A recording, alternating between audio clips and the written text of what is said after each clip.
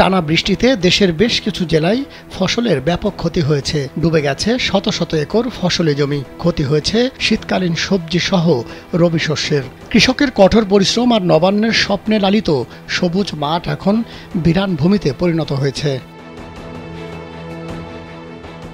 টানা 4 দিনের অতি ভারী বৃষ্টিতে ব্যাপক ক্ষতিতে পড়েছেন রাজবাড়ী জেলার কৃষকরা। পানির নিচে তলিয়ে গেছে ফসল। শীতকালীন সবজি চাষিদের যেন মাথায় হাত। কৃষকরা বলছেন, তলিয়ে যাওয়া 70% ফসলই নষ্ট হয়ে যাওয়ার শঙ্কা রয়েছে।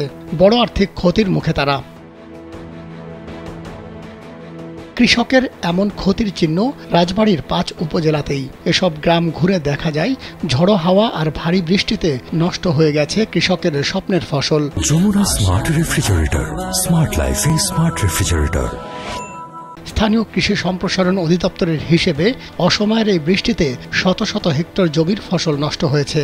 আর আগাম ফসল নষ্ট হওয়ায় জেলার কৃষকরা পড়েছেন চরম বিপাকে। কৃষি প্রধান এলাকা হিসেবে প্রত্যেকটা মানুষের জীবন নির্ভর করে হলো যে বেগুন ক্ষেত, টমেটো ক্ষেত, তারপরে ঢেঁড়স ক্ষেত, এগুলোর উপরে। তো এগুলো তলিয়ে যাওয়ার কারণে সাধারণভাবে সবাই একটু নার্ভাস ফিল করতেছে, এবং যেগুলো তলিয়ে গেছে ইতিমধ্যে সেইগুলো আমার মনে হয় না যে পুনরায় আবার তাজা হবে বা চাষাবাদ করতে পারবে।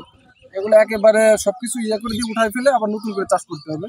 সেক্ষেত্রে এক বিঘায় আপনার খরচ মোটামুটি 70 থেকে 80 হাজার টাকা। এখন একটা কৃষকের পক্ষে সবকিছু ঢেলে তারপরে ঋণ নিয়ে 70-80 হাজার টাকা খরচ করে পুনরায় আবার চাষাবাদ করতে তো তার কোনো কিছু থাকে না। কারণ থাকার মধ্যে ঘর বাড়ি আছে। এখন আমাদের যারা কৃষি সমাজ বা যারা কৃষকের যারা আছে, এদের একমাত্র দাবি হলো যে বর্তমান যে সরকার আছে, অন্তর্বর্তীকালীন সরকার বা উপদেষ্টাগণ যারা আছেন, তাদের সুদৃষ্টি যদি থাকতো কৃষকের উপরে, তাইলে মোটামুটি এরা আর কি যে ক্ষতিটা পুষিয়ে নিতে পারতো। টানা বৃষ্টির কারণে বেগুনের ক্ষেত, এই ধানের ক্ষেত, এইখানে আমাদের প্রচন্ড মানে ক্ষতি বন্ধ হয়েছে। কিন্তু বর্ষার বৃষ্টির কারণে আমাদের ক্ষেত খোলা, আমরা কৃষক নিয়ে কাজকর্ম করতে পারতেছি না। দাম অনেক জনের দাম বেশি। কৃষকরা বলছেন, সরকারি সহযোগিতা ছাড়া তাদের পক্ষে এই ক্ষতি কাটিয়ে ওঠা সম্ভব নয়। ভারী বর্ষণটা হয়েছে। কফি গাছ মনে করেন, এটা তো আসলে নরম গাছ, এটা খুব শক্ত না। কফিটা ধরেন বেশি ক্ষতি হয়েছে, ঠিক আছে। আর এই যে বেগুনটা মনে করেন এখন পানি কত জায়গায় পাইছে, তলায় গেছে, দেখা গেল কিছু গাছ মরেও যাবে এখন, ঠিক আছে। হ্যাঁ, এরকম উস্তে গাছ বৃষ্টি পানি ফেলে এরকম টেকে না, উস্তে গাছগুলিও মারা যাবে এখন। এরকম অনেক ব্যয়বহুল ক্ষতি হয়েছে এগুলি কৃষকের।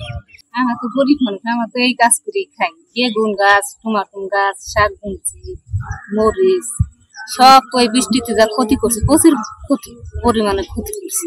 তবে ক্ষতিগ্রস্ত কৃষকদের পাশে দাঁড়ানোর আশ্বাস দিয়েছেন গোয়ালন্দ উপজেলার কৃষি কর্মকর্তা মোহাম্মদ খোকনুজ্জামান।